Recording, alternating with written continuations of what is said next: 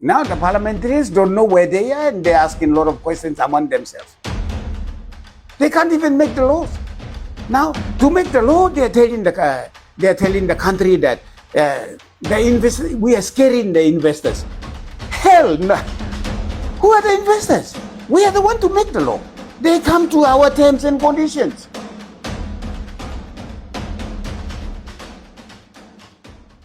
Papua New Guinea, I'm Mr. Ekanda. I was the one who took the PNG LNG project to court because of the unlawful entry of agreements in between the government and the developer ExxonMobil and their partners. So, based on the issues that has been raised on the floor of Parliament this recent sitting about PNG LNG project and landowner, Honorable Gary Yufa, Governor for Northern Province, has raised some series of questions on the floor, as well as the opposition leader, Mr. Opposition Leader, Mr. James Nomane, a member of Suave, and then some very good questions about the ownership here. I've also challenged the ownership of the resources because me, as being the chief of the Tuguba tribe, we own the oil and gas in the land. Now, we've got two issues here. One issue is the land ownership, and the other issue is the resource ownership, because the land and the resources are one package that comes together, and it has been separated. By law, the lands department has got its own law to safeguard and protect the resources that is been in the land. But then there's another law that governs the mining and oil and gas. All of them all together. We have the Conra Bill by Ambassador Peter Doniki as a prominent lawyer, constitutional lawyer, has been challenging the same ownership. And we got a bill sitting there, which Governor Gary Yufa has said in the parliament that bill is still around there. And why it can't go through? Because of the developer and finances interest. So by hearing everything in between, and also me as a landowner who challenged the ownership of the resources, that I do not have standing. I don't know how that happened to be. I don't have standing to challenge the Oil and Gas Act that is under my land, which has been given away by an agreement. Now, this one, I feel that I just want to use a simple metaphor. I just want to make this country know and understand, because I'm the one who took it to the rule of law, into the Supreme Court. I had the full bench, had my case about the resource ownership, which substantive matter is still pending, but I have no standing. So I have been taken away from my resources that I own. I can say I own it, but by law, I don't own it. Okay?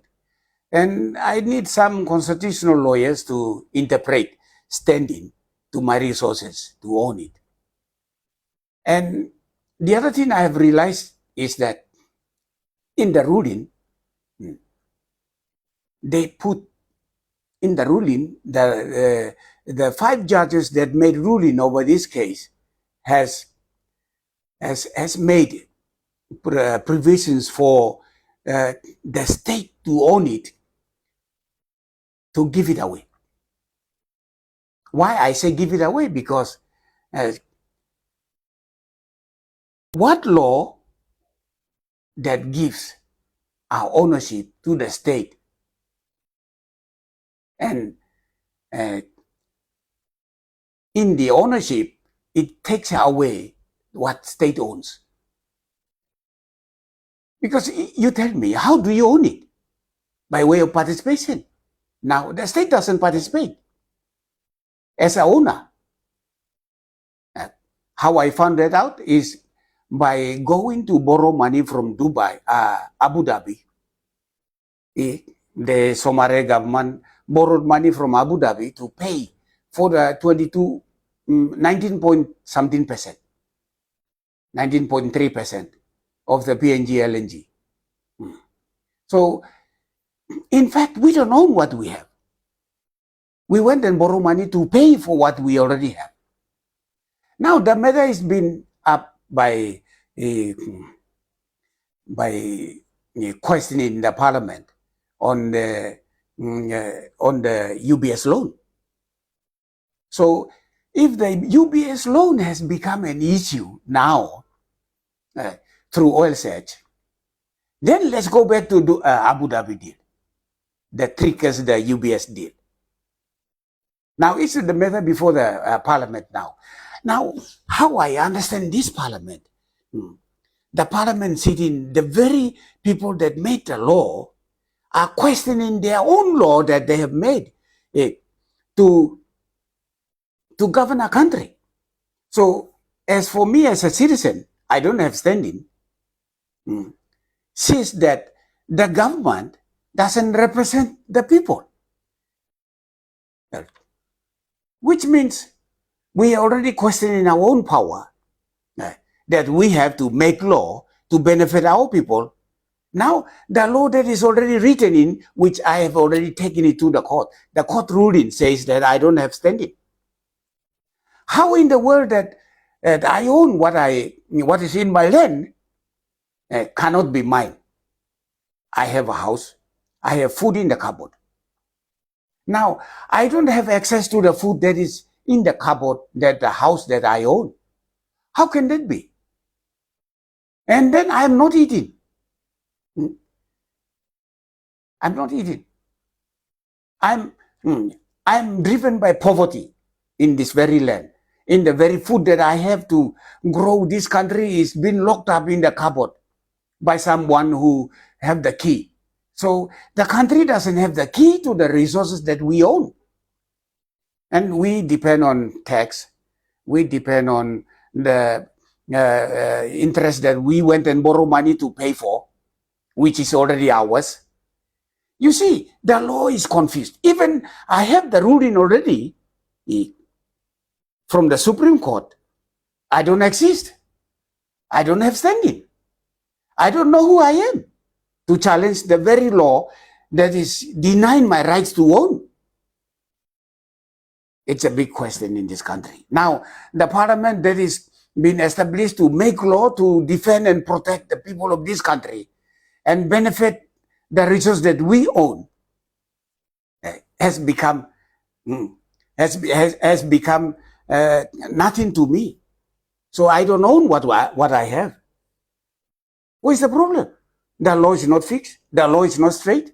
The parliamentarians in the parliament doesn't make any law as a resource owners to empower the people of this country. Am I confused, please, Papua New Guinea? I might be confused because I have challenged that. The ownership has been challenged in the Supreme Court. Without going into the substantive matter, I don't have standing to challenge it. Even though I said I own. And for me not to challenge it, social mapping and land identification studies was never done by law. By law, it has been provided by law to do the social mapping and land identification study. Maybe purposely that was not done so that I can't have standing. And anybody who wants to come in, then the oil continues to flow. The gas continues to flow. Now we are talking about the gas. What about the oil component? Have we been paid? I saw on the newspaper that ExxonMobil was talking about exporting the oil that is through the Kumul terminal. Kumul terminal was for Kutubu. Is there any benefit to it? A lot of questions to ask. Like my honorable member Daniel Tindibu was questioning about the review of the PNG LNG agreement. I can't see a review in the PNG LNG agreement, which was signed by Somare Temu government. I can't see that. Oh, is there any review clause in the PNG LNG agreement or in the UBSA agreement? And even until today, the Tuguba tribe are not beneficiaries today we speak. We are not being paid.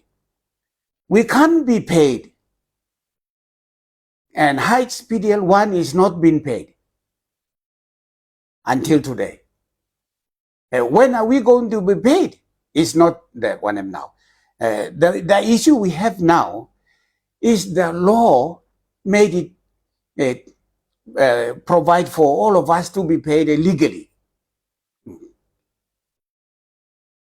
That is still the questions that everybody has, and even I have that question, and I've been through the rule of law in this country, and there is nothing. I don't know where to go and how to go. The place with the we are to be satisfied is only in the parliament. Now the parliamentarians don't know where they are, and they're asking a lot of questions among themselves. They can't even make the laws. Now to make the law, they're telling the country that we are scaring the investors. Hell no. Who are the investors? We are the one to make the law. They come to our terms and conditions.